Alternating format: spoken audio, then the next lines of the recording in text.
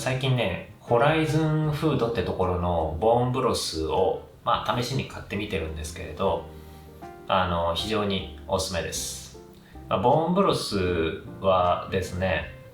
一応腸粘膜の保護とか、あとは腸粘膜の修復とかそういう作用があるんですけれど、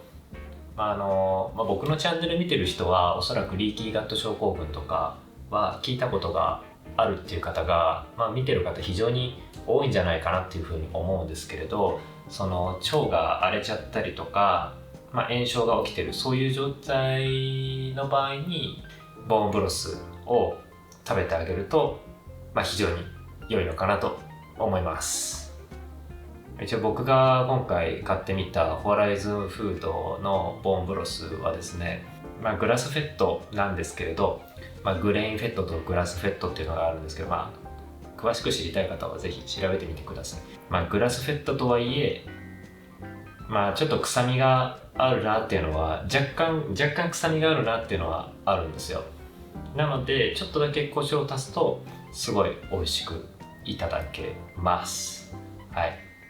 スープにするのもいいですけれど、あれでラーメンとか作るとさ、豚骨じゃないけど豚骨ラーメンみたいな風味を出してくれそうなので、豚骨ラーメンっていうかボーンブロスを使った料理ってスープぐらいしかもう思いつかないんですよね。もしボーンブロスを使ってこういう料理作ってみたらすごい面白いかもとか、アイデアありましたらコメントください。おやすみなさい。